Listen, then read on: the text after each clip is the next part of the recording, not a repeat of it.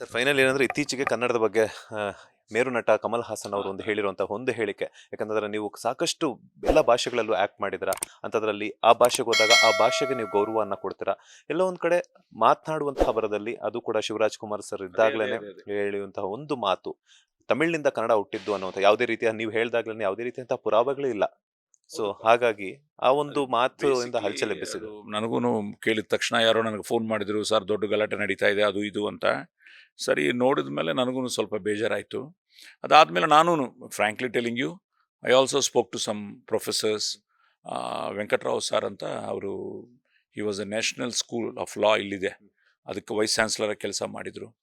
So ಅಂತ ಅವ್ರ ಜೊತೆಲ್ಲ ಮಾತಾಡಿದೆ ನಾನು.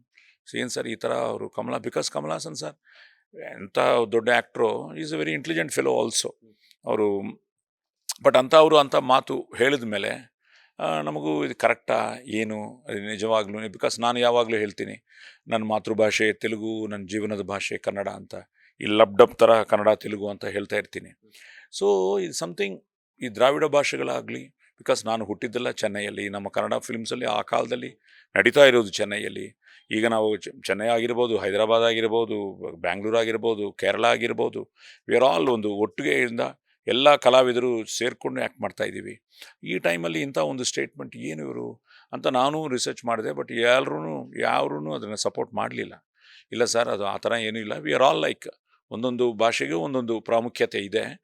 ಬಟ್ ಸ್ವಲ್ಪ ಅದು ಹೇಳ್ತಾರೆ ಇದು ಹೇಳ್ತಾರೆ, ಬಟ್ ಈ ಸ್ಟೇಟ್ಮೆಂಟ್ ಮಾತ್ರ ರಾಂಗು. ಅವರು ಅಣ್ಣ ತಮ್ಮಂದರು ಅಂತ ಹೇಳಿದರೆ ಚೆನ್ನಾಗಿರ್ತಾ ಇತ್ತು. ಅದು ಲೈಕ್ ನಮ್ಮಿಂದಾನೇ ನಿಮ್ಮ ಭಾಷೆ ಬಂದಿದ್ದು ಅನ್ನೋದು ತುಂಬ ನಮಗೆ ಬೇಜಾರಾಯಿತು. ಅದೂ ತುಂಬ ಜನ ಸಪೋರ್ಟ್ ಮಾಡಲಿಲ್ಲ. And even there is big controversy, ಅದು ಕೋರ್ಟ್ ಹತ್ರ ಹೋಗಿದೆ. ಬಟ್ ಸ್ಟಿಲ್ ನಾನೇನಂತೀನಿ, ಒಂದು ಎಮೋಷ್ನಲ್ ಮಾತಾಡುವಾಗ, ಒಂದು ಶಿವಣ್ಣ ಅಲ್ಲಿ ಇರೋವಾಗ ಅವ್ರು ಏನಾದರೂ ಒಂದು ಎಕ್ಸೈಟ್ಮೆಂಟಲ್ಲಿ ಮಾತಾಡಿರ್ಬೋದು. ಬಟ್ ತಪ್ಪು ಮಾಡೋದು ಮಾನವ ಸಹಜ. ಬಟ್ ಆ ತಪ್ಪು ತಿದ್ಕೊಳ್ಳೋದು ಇಂಪಾರ್ಟೆಂಟು. ಬಟ್ ಅವರೇನು ಇನ್ನೂ ಅದೇ ಸ್ಟ್ಯಾಂಡಲ್ಲಿದ್ದಾರೆ. But still I feel it's a very bad statement. But ಏನೇ ಇದ್ರೂ ಅದನ್ನು ಪಕ್ಕಕ್ಕಿಟ್ಟು ನಾವೆಲ್ಲ ಒಂದೇ ಅನ್ನೋದು ನಾವು ತೋರಿಸ್ಬೇಕು. ಅದನ್ನೇ ನಾನು ನಂಬಿದ್ದೀನಿ ಅಷ್ಟೇ.